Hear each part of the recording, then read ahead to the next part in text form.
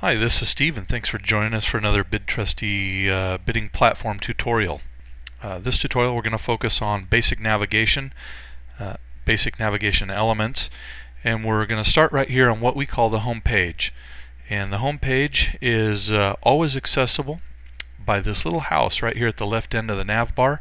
At any given time we can click on that little house. It'll take us right back here to this home page. The one thing that is unique about the home page is this little area right here where we set our search dates. It's the only place in the system where you can set the search date, and you only need to do it once. Once you set a search date, that date stays in effect until you change it. So we can open up this pull down and we can say, well, if I wanted to look at data for today, for example the 7th, I would pick the 7th and I would click on this button and set my search date for the 7th. If I want to see data for the 8th, click the 8th, and once again I click to set my search for the 8th.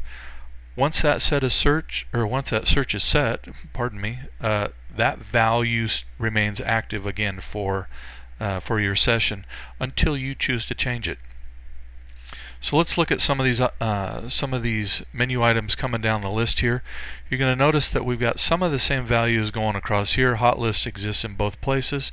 City exists in both places. Custom search is only up here. Faves we'll see in both places. And again, these links will take you to the exact same place. It doesn't matter which one of these you click on. So hot list is going to be properties that have equity. Properties where the opening bid is less than the estimated value. The drive list is going to be all of the properties for which drive reports have been ordered. City list, we'll take a look at this real quick, is going to be a list of all of the cities and give us the ability to very quickly say, I want to look at properties in a specific city. In this case I selected Gilbert. And once again you'll notice maybe up here at the top of the page that this is a list for a specific date. And remember that we had our date set for the 8th. If I wanted to look at this data for the 9th, I would simply click the home button, come pick my date, select and click the set button. I can click on city again, come down here, we'll find Gilbert, and we'll look at Gilbert data for the 9th. And again we see city list for November 9th. So it gives us the ability to very quickly subset the data down to the days that we're specifically interested in bidding. I'm going to click on the house here and it will take us right back to our home page. We've got a couple of other links here. Specifically, we've got a Pinal County link that will just subset the data down to Pinal for our Pinal buyers. We've got a use code list, which is interesting for those people who are interested in very specific types of properties. Again, remember we're set to search on the 9th, and we click on multifamily and we see that there is in fact a multifamily unit that'll be going up for sale on the 9th. It's got an opening bid here. Estimated value, it's probably a multifamily unit. I'm guessing that the estimated value is probably a little bit higher than that, but who knows? That's up to you to figure that out. So we'll click back here to home. Drop bids, we'll talk about drop bids in another tutorial, but you can see since we're looking at the 9th, there's not any drop bids that are in the system.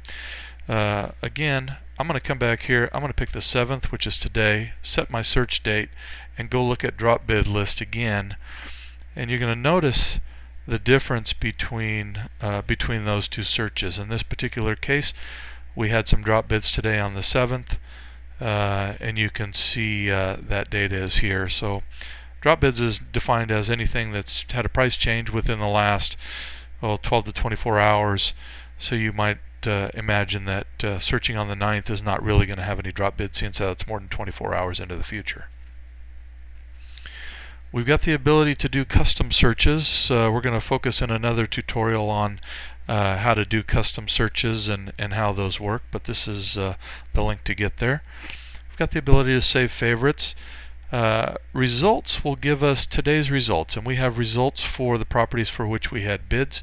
In this particular case, it was kind of a slow day today. We had bids on these properties.